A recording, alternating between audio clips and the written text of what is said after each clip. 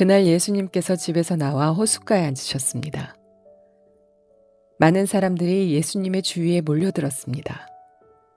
그래서 예수님께서는 배에 올라가 앉으셨고 사람들은 호숫가에 그대로 서 있었습니다. 예수님께서 사람들에게 많은 것을 비유로 말씀하셨습니다. 농부가 씨를 뿌리러 나가 씨를 뿌리는데 어떤 씨는 길가에 떨어졌다. 그러자 새들이 날아와 씨를 모두 먹어버렸다. 어떤 씨는 흙이 별로 없고 돌이 많은 곳에 떨어졌다. 곧 싹이 났지만 흙이 깊지 않아서 해가 들자 시들어버렸고 뿌리가 없어서 곧 말라버렸다. 어떤 씨는 가시덤불에 떨어졌다. 가시덤불이 자라서 그 씨는 자라지 못하게 하였다. 어떤 씨는 좋은 땅에 떨어졌다. 열매를 맺었는데 어떤 것은 100배, 어떤 것은 60배, 또 어떤 것은 30배의 열매를 맺었다. 귀 있는 사람은 들어라. 제자들이 예수님께 와서 물었습니다. 왜 사람들에게 비유로 가르치십니까? 예수님께서 대답하셨습니다. 너희들에게는 하늘나라의 비밀을 아는 것이 허락되었으나 다른 사람들에게는 그렇지 않다. 가진 사람은 더 많은 것이 주어져 풍부해질 것이다. 그러나 가진 것이 없는 사람은 있는 것마저 빼앗길 것이다. 그래서 내가 비유로 사람들에게 말한다. 그들은 보아도 보지 못하고 들어도 듣지 못하고 이해하지도 못한다. 따라서 이사야의 예언이 이 사람들에게 이루어지는 것이다. 너희는 들어도 깨닫지 못할 것이고 보아도 알아보지 못할 것이다.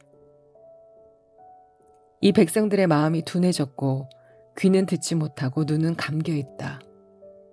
그들이 눈으로 보고 귀로 듣고 마음으로 깨닫고 돌아와 내가 그들을 고치는 일이 없게 하려 함이다. 그러나 너희 눈은 보고 있으니 복되다. 너희 귀는 듣고 있으니 복되다. 내가 너희에게 진정으로 말한다. 많은 예언자들과 의인들이 너희가 지금 보는 것을 보고 싶어 했지만 보지 못했다. 너희가 듣는 것을 듣고 싶어 했지만 듣지 못했다. 씨 뿌리는 사람의 비유를 들어라. 누구든지 하늘나라의 말씀을 듣고도 깨닫지 못하면 악한 자가 와서 마음속에 뿌려진 것을 빼앗아가 버린다. 이런 사람은 길가에 뿌려진 씨와 같은 사람이다. 돌무더기에 뿌려진 씨와 같은 사람은 말씀을 들을 때 기쁘게 얼른 받아들이는 사람이다. 그러나 뿌리가 없어 오래가지 못한다. 말씀 때문에 어려움이 생기고 박해를 당하면 곧 넘어진다. 가시덤불에 떨어진 씨와 같은 사람은 말씀을 들으나 세상 염려와 재물의 유혹이 말씀을 가로막아 결국 열매를 맺지 못한다. 좋은 땅에 떨어진 씨와 같은 사람은 말씀을 듣고 깨닫는 사람이다. 이런 사람은 열매를 맺는데 어떤 사람은 100배, 어떤 사람은 60배, 어떤 사람은 30배의 열매를 맺는다. 예수님께서 그들에게 또 다른 비유로 말씀하셨습니다. 하늘나라는 자기 밭에 좋은 씨를 심은 사람에 빗댈 수 있다. 사람들이 잠들었을 때 원수가 와서 밀 사이에 가라지를 뿌리고 갔다. 밀이 자라서 나달이 익을 때 가라지도 보였다. 주인의 종들이 와서 말했다.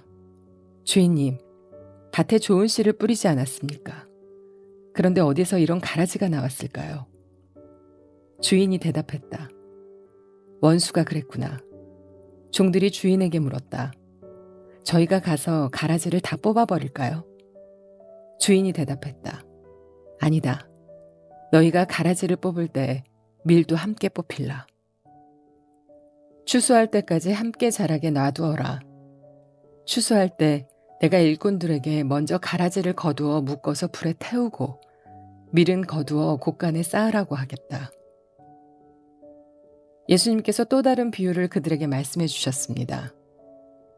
하늘나라는 마치 겨자씨와 같다.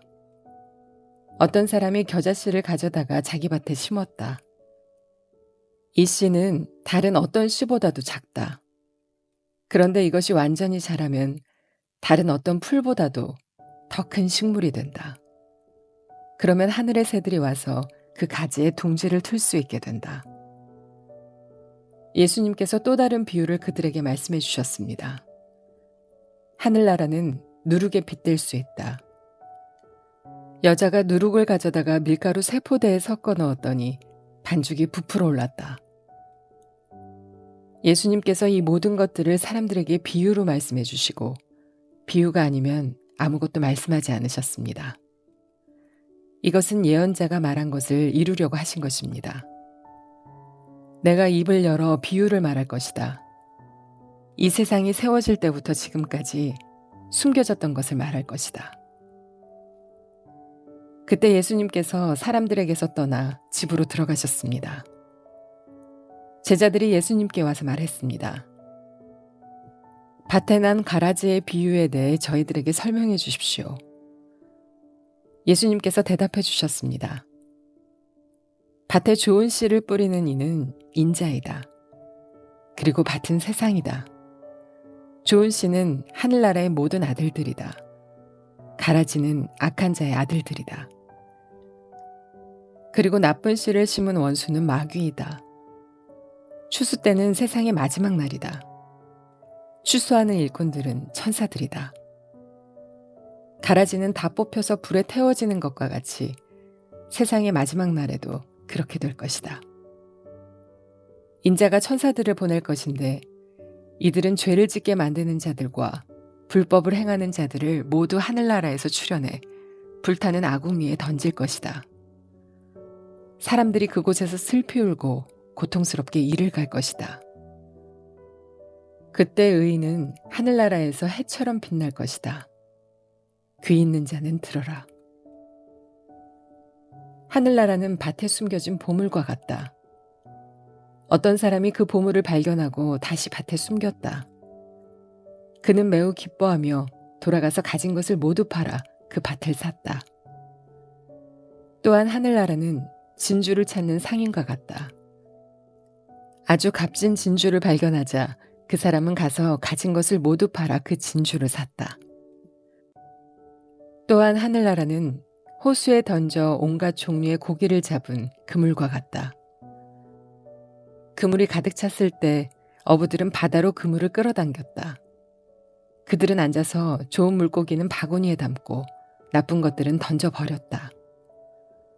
세상 끝날에도 이렇게 될 것이다. 천사가 와서 의인들 가운데서 악한 사람들을 구별하여 낼 것이다. 천사가 그들을 불타는 아궁이에 던질 것이다. 사람들이 그곳에서 슬피 울고 고통스럽게 이를 갈 것이다. 너희가 이 모든 것을 이해하겠느냐? 제자들이 이해라고 대답했습니다. 예수님께서 제자들에게 말씀하셨습니다. 그러므로 하늘나라의 제자가 된 율법학자는 창고에서 새 것과 헌 것을 꺼내오는 집주인과 같다. 예수님께서 이 비유들을 다 말씀하시고 그곳을 떠나셨습니다. 예수님께서 고향에 가셔서 유대인의 회당에서 사람들을 가르치셨습니다. 사람들은 놀라서 말했습니다. 이 사람이 이러한 지혜와 기적을 베푸는 힘을 어디서 얻었을까? 이 사람은 목수의 아들이 아니냐? 그의 어머니는 마리아고 동생들은 야고보, 요셉, 시몬, 그리고 유다가 아니냐? 그리고 그의 누이들도 우리와 함께 있지 않은가? 그런데 이 사람이 이 모든 것들을 어디서 터득했을까? 그들은 예수님을 믿으려고 하지 않았습니다. 예수님께서 그들에게 말씀하셨습니다. 예언자는 자기 고향이나 자기 집에서는 존경을 받지 못하나 거기 외에는 어디서나 존경을 받는다. 사람들이 믿지 않았기 때문에 예수님께서는 그곳에서 기적을 많이 베풀지 않으셨습니다. 그때 헤롯 왕이 예수님에 대한 소식을 들었습니다. 헤롯이 신하들에게 말했습니다.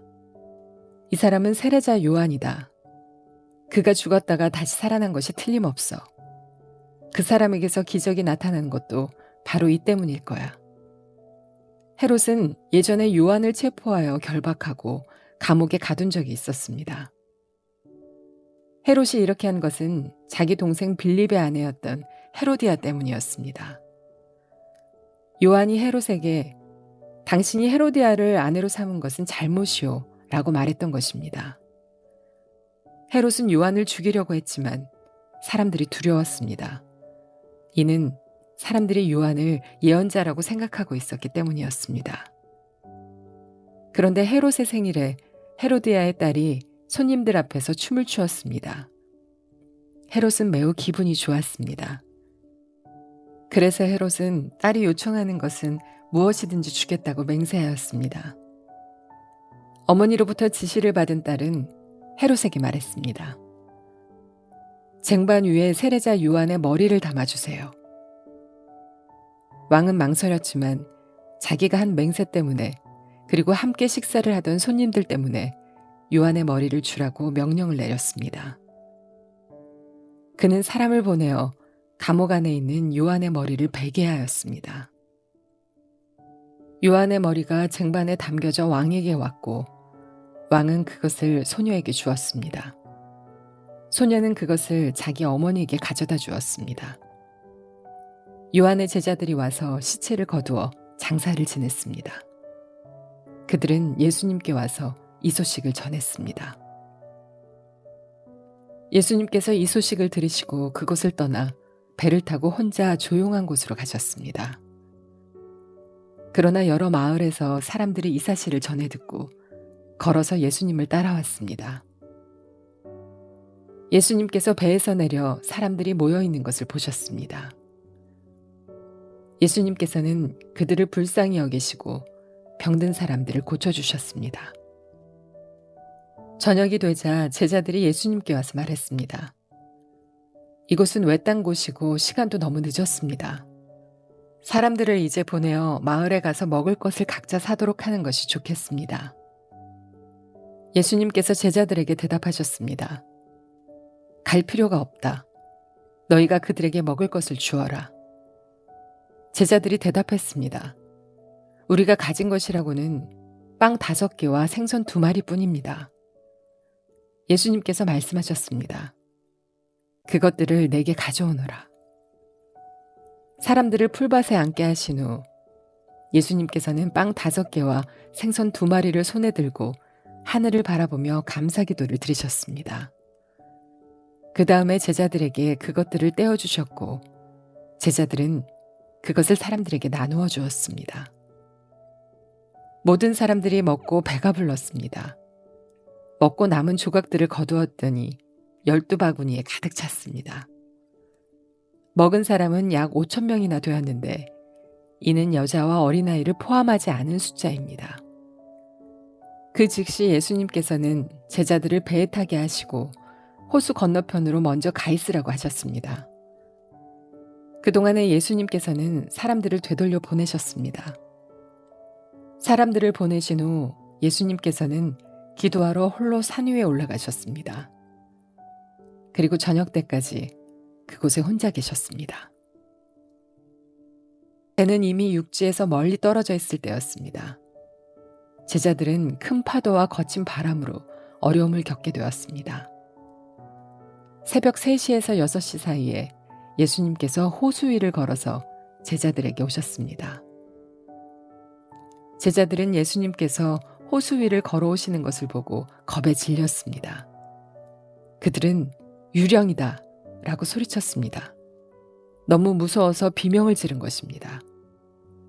예수님께서 얼른 그들에게 말씀하셨습니다. 안심해라.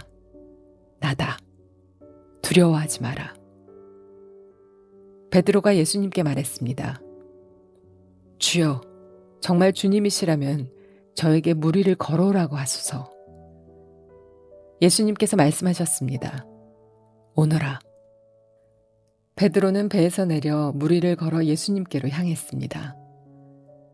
그런데 베드로는 거센 바람을 보자 겁이 났습니다. 물에 빠지기 시작하자 소리를 질렀습니다. 주님, 살려주십시오. 예수님께서는 즉시 손을 내밀어 베드로를 잡아주시며 말씀하셨습니다. 믿음이 적은 사람아, 왜 의심하느냐? 베드로와 예수님이 배 안에 오르자 바람이 잔잔해졌습니다. 배 안에 있던 사람들이 예수님께 경배하며 말했습니다. 주님은 분명히 하나님의 아들이십니다. 예수님과 제자들은 호수를 건너 게네사렛이라는 곳에 이르렀습니다. 그곳 사람들이 예수님을 알아보았습니다. 그들은 근처에 있는 모든 지역으로 사람들을 보내어 환자들을 예수님께 모두 데리고 왔습니다. 이들은 예수님의 옷깃에라도 손을 대게 해달라고 매달렸고 손을 댄 사람들은 모두 병이 나았습니다. 그때 몇몇 바리새파 사람과 율법학자들이 예루살렘으로부터 예수님께 와서 물었습니다. 당신의 제자들은 어째서 장로들이 우리에게 전하여 준 법을 지키지 않습니까? 당신의 제자들은 음식을 먹기 전에 손을 씻지 않습니다. 예수님께서 이들에게 대답하셨습니다. 너희는 어째서 장로들의 전통을 지키려고 하나님의 명령을 지키지 않느냐? 하나님께서는 내 아버지와 어머니를 공경하라고 말씀하셨다. 또한 아버지나 어머니를 욕하는 사람은 반드시 죽으리라라고 말씀하셨다. 그런데 너희는 아버지나 어머니에게 드리려던 것을 하나님께 드렸다고 하면 자기 부모를 공경하지 않아도 된다라고 말하면서 너희 전통을 빌미로 하나님의 말씀을 무시하고 있다. 위선자들아, 이사야가 너희에 대해 예언한 것이 옳다. 이 백성들이 입술로는 나를 공경하나 마음은 내게서 멀구나. 헛되이 내게 예배를 드리고 사람의 훈계를 교리인 양 가르친다. 예수님께서 사람들을 불러 모으시고 말씀하셨습니다. 너희는 듣고 깨달아라.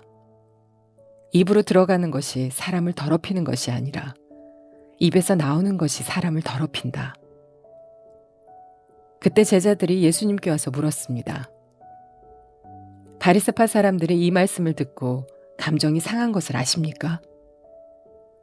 예수님께서 대답하셨습니다.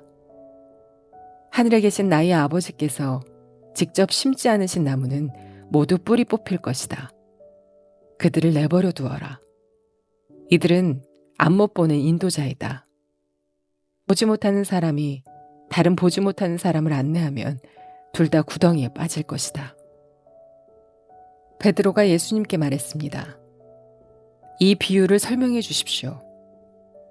예수님께서 말씀하셨습니다. 아직도 이해하지 못하느냐? 입으로 들어가는 것은 모두 뱃속으로 들어갔다가 결국 뒤로 나가는 것을 모르느냐? 그러나 입에서 나오는 것은 마음에서 나온다. 이런 것들이 사람을 더럽게 만든다. 마음에서는 악한 생각, 살인, 간음, 음행, 도둑질, 거짓말, 그리고 비방이 나온다. 이러한 것들이 사람을 더럽게 만드는 것이다. 씻지 않은 손으로 먹는 것이 사람을 더럽히는 것이 아니다. 예수님께서 그곳을 떠나 두로와 시돈 지방으로 가셨습니다. 그런데 그 지역에 사는 어떤 가나인 여자가 예수님께 와서 소리쳤습니다. 주님, 다윗의 자손이여, 저를 불쌍히 생각하시고 도와주세요. 제 딸이 귀신 들려서 매우 고통받고 있습니다. 그러나 예수님께서는 그 여자에게 한마디도 대답하지 않으셨습니다. 제자들이 예수님께 와서 청했습니다. 저 여자를 돌려보내십시오. 우리를 따라다니면서 소리 지르고 있습니다. 예수님께서 대답하셨습니다. 나는 이스라엘의 집에 잃어버린 양에게로만 보냄을 받았다. 그때 그 여자가 예수님께 와서 절을 하고 간청했습니다. 주님, 도와주십시오. 예수님께서 대답하셨습니다. 자기 자식의 빵을 집어서 개에게 던져주는 것은 옳지 않다. 그 여자가 대답했습니다. 그렇습니다, 주님. 그러나 개라도 주인의 식탁에서 떨어진 음식 부스러기는 먹습니다. 그러자 예수님께서 말씀하셨습니다. 여자야, 너의 믿음이 크구나. 네가 원하는 대로 될 것이다. 바로 그때 그 여자의 딸이 나았습니다. 예수님께서는 그곳을 떠나 갈릴리 호숫가로 가셨습니다. 그리고 산 위에 올라가서 앉으셨습니다. 그러자 많은 사람들이 예수님께 왔습니다. 다리를 저는 사람, 걷지 못하는 사람, 보지 못하는 사람, 말 못하는 사람, 그 밖에 많은 병자들을 데리고 왔습니다. 이들은 병자들을 예수님의 발 앞에 두었고 예수님께서는 이들을 고쳐주셨습니다. 사람들은 말하지 못하던 사람이 말을 하고 지체 장애인이 성한 몸을 갖게 되고 다리를 저는 사람이 다시 걷고 보지 못하는 사람이 다시 보는 것을 보고 모두 놀랐습니다. 그리고 이스라엘의 하나님께 영광을 돌렸습니다. 예수님께서 제자들을 부르시고 말씀하셨습니다. 이 많은 사람들이 나와 함께 3일 동안이나 있었는데 먹을 것이 없으니 불쌍하구나. 그들을 줄인 채로 돌려보내고 싶지 않다. 저들이 길에서 쓰러질지도 모른다. 제자들이 예수님께 물었습니다. 여기는 빈 들인데 이처럼 많은 사람들을 배불리 먹일 만한 빵을 어디서 구하겠습니까? 예수님께서 물으셨습니다. 너희가 빵을 얼마나 가지고 있느냐? 그들이 대답했습니다. 7개입니다. 그리고 작은 생선 몇 마리가 있습니다. 예수님께서는 사람들에게 바닥에 앉으라고 지시하셨습니다. 그리고 7개의 빵과 생선을 들고 감사기도를 드린 후 예수님께서는 이것을 나누어 제자들에게 주셨습니다. 제자들은 그것을 사람들에게 주었습니다. 모든 사람들이 먹고 배가 불렀습니다. 제자들이 남은 빵 조각을 거두어 드리니 7개의 커다란 광주리에 가득 찼습니다. 먹은 사람들은 모두 4,000명이었습니다. 이는 여자와 어린아이를 계산하지 않은 수입니다. 예수님께서 사람들을 돌려보내시고 배를 타고 마가단이라는 곳으로 가셨습니다.